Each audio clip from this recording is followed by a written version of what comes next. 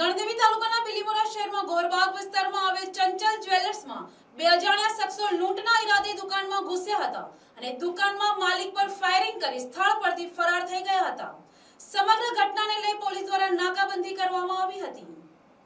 બિલીમોરા ગોરબાગ વિસ્તારમાં આવેલ ચંચલ જ્વેલર્સમાં બપોરના સમયે બે જેટલા શખ્સો લૂંટના ઈરાદે આવ્યા હતા।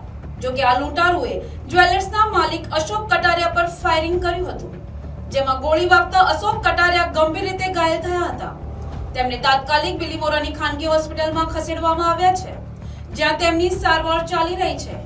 ઘટનાની જાણ થતાં જ નવસારી જિલ્લા પોલીસ વડા સહિતના અધિકારીઓ અને એલસીબી એસઓજી સહિતની પોલીસ તાત્કાલિક ઘટના સ્થળે પહોંચી તપાસ શરૂ કરી છે।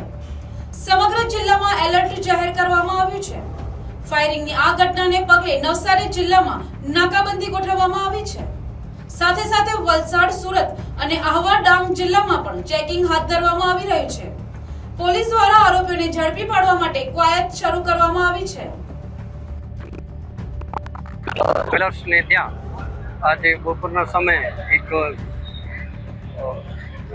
ગાડી લઈ અને લૂંટારા આવેલા કે જેની અંદર તેઓએ અંદર માથાકૂટ કરી અને જે જ્વેલર્સની દુકાન હતી તેમાંથી કંઈ લૂંટવાનો બનાવ નથી બનેલ, પરંતુ કોશિશ થયેલ છે અને આ દરમિયાન એ લોકોએ ફાયરિંગ કરી અને તાત્કાલિક નાસી ગયેલ છે। ચંચલ જ્વેલરના માલિક જે છે એને બહાદુરીપૂર્વક એનો સામનો કરી તેઓને નસાડી દીધું। આરોપીને પકડવા માટે પોલીસ હાલ અલગ અલગ આખા જિલ્લાની બધી જગ્યાએ નાકાબંધી કરવામાં આવ્યું, પ્લસ વલસાડ જિલ્લો અને સુરતની અંદર પણ આને લઈને એલર્ટ જારી કરી અને ત્યાં પણ નાકાબંધી તાત્કાલિક જ કરવામાં આવી છે।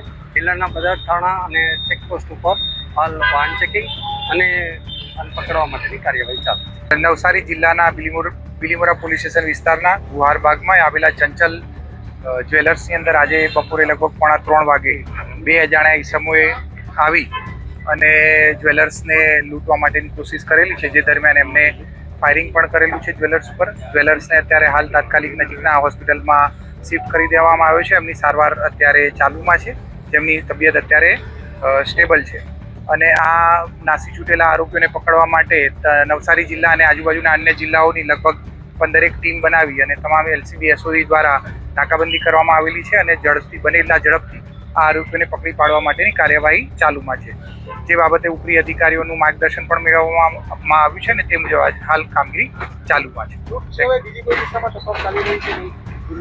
અત્યારે હાલ લૂંટનો પ્રાઇમરી બનાવ ચાલી રહ્યો છે, તે સિવાય બીજા તમામ પાસાઓ ચકાસી રહ્યા છે કે આ સિવાય અન્ય કોઈ પણ બાબત ધ્યાન પર આવે તો એ દિશામાં પણ ચોક્કસથી તપાસ થશે। બિલીમોરાથી નીતિન પટેલનો અહેવાલ।